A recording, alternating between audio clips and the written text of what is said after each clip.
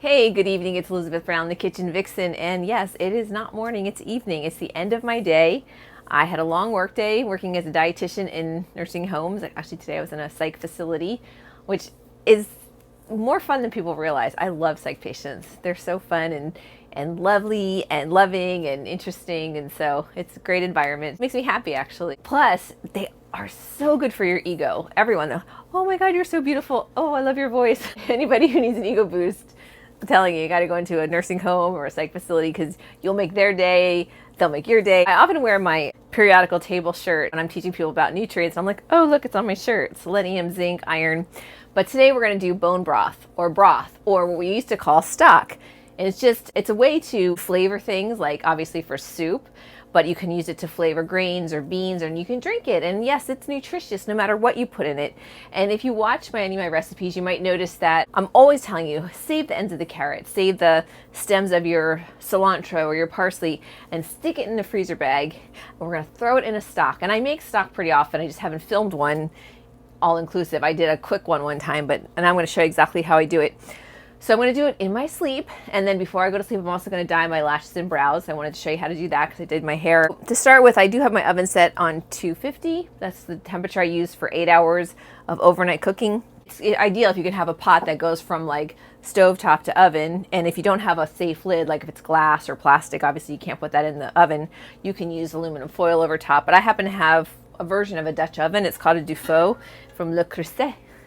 And I love this thing. I pulled out some of my scraps from my freezer bag, and I have a freezer bag full of things like red onion peels and a scallion that was, about to go bad that I didn't use, and stems from parsley and ends of carrots, and what else? Some kind of leafy green. I think it's the end of bok choy. I've got some bones in here from ribs. Also, I had bought an organic chicken the other day, and I ate most of it, but normally I would pick the meat off the bone, but I'm just going to stick this in too and just saute it. And then after the broth cooks overnight, I'm going to pick the chicken pieces out, and eat those separate. And then I have some old rosemary that's dry, so I'm going to add that. But I'm going to start with some butter from grass-fed cows. I'm going to put a big chunk of that in there. Even add a little olive oil. I always have my freshly ground black pepper, so I'm going to add like about 2 good tablespoons of that, or teaspoons.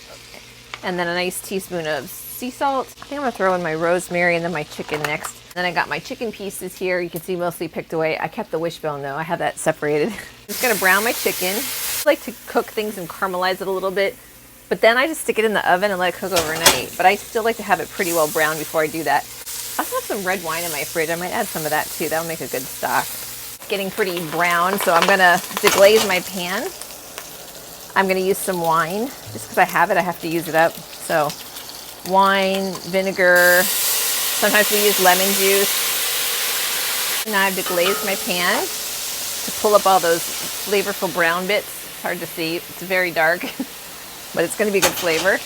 I had my stovetop set on high to turn it down. So now I'm going to add all the vegetable scraps. Stove on medium high. So I still want to brown these vegetables, the peels and things. I learned this in culinary school. Although we used to make stock right away.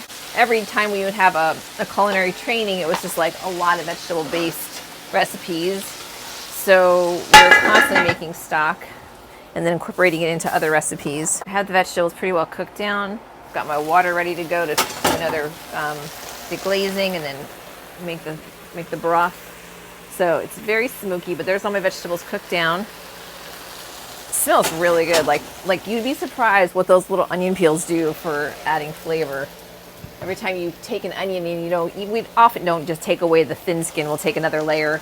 So save that, why not? There's flavor. In the end, like outer part of most vegetables is where a lot of the nutrition lies, because that's like the first layer of defense for the plant. I've read that about avocados, for example, that the highest antioxidant content is right at the skin. So when you have an avocado, make sure you scrape every last bit around the skin, because that's where all the nutrition is. The plant's got to protect itself from the outside in, just like we do. That's why we have skin to protect us, and the GI tract, which is considered almost like a layer of skin that protects our internal organs.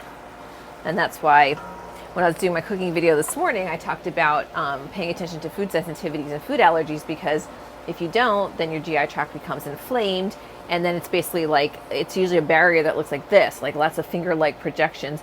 But when your GI tract is inflamed because something like something upset your system, then it's very smooth, and then there's less areas to block absorption of things we don't want to get in there, like viral invaders. So once we have one little insult going on, it's going to make you more susceptible to other things because it's taking up your immune system's time and energy.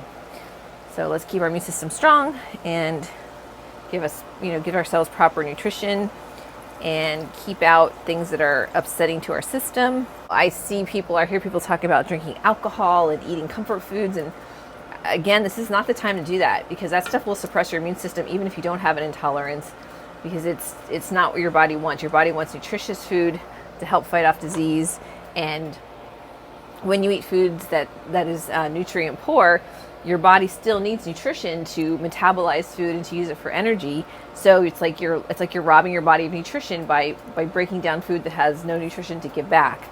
If that makes sense. But you got to keep constantly replenishing your nutrition stores. That's why I'm big on things like nutritional yeast to add those B vitamins that we constantly burn through during normal metabolism. That's why I advocate for blackstrap molasses, because you get some of those minerals, again, that we go through on a daily basis, like especially potassium, but you get, some iron, which is not easy to get, especially if you follow a vegetarian diet. You get magnesium, which we burn through a lot, which is part of your body's own antioxidant defense system, and manganese.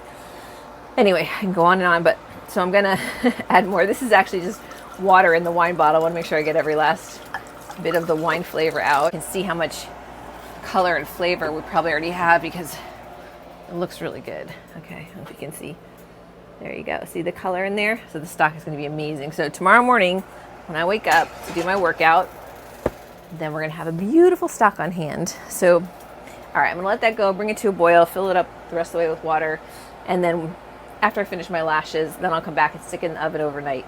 Okay, so while my lashes and brows sit, I'm going to just show you so you can see how nice and dark that is. I filled it all the way up with water.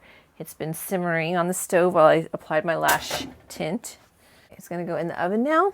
Make sure you have enough room for your pot. Overnight on 250 for about 8 hours. That's what I have left right now to do this, 8 hours. I'm about to get my broth out of the oven. I had it in there overnight, and I've actually been up for several hours, so I let it cool off. Did a little workout. I'm still not up to speed in my workout regimen, so like everybody, I'm trying to find my way again. So yeah, it's not that hot anymore. So let me show you my beautiful broth. It's so rich. Look at that. It's so dark. So all I have to do is strain it. Let me taste it.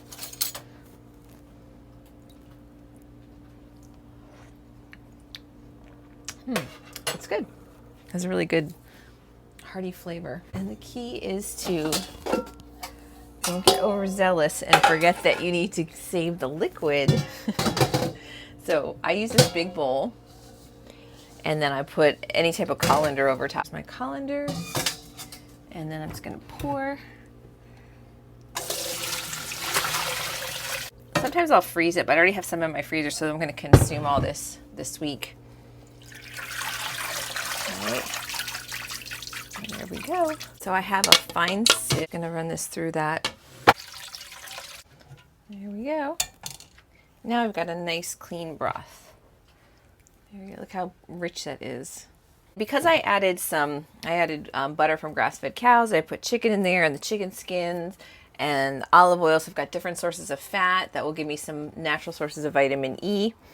And that will also help with some nutrient absorption because I had carrots and I had greens, and so some of those carotenoids are going to seep into my broth liquid and make it very nutritious. But you need fat to absorb certain nutrients like carotenoids.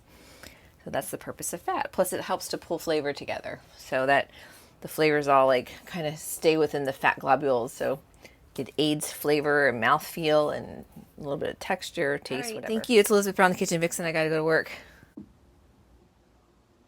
So yummy. I feel better already. Protected. Because I got to go out to the germ world. Cheers.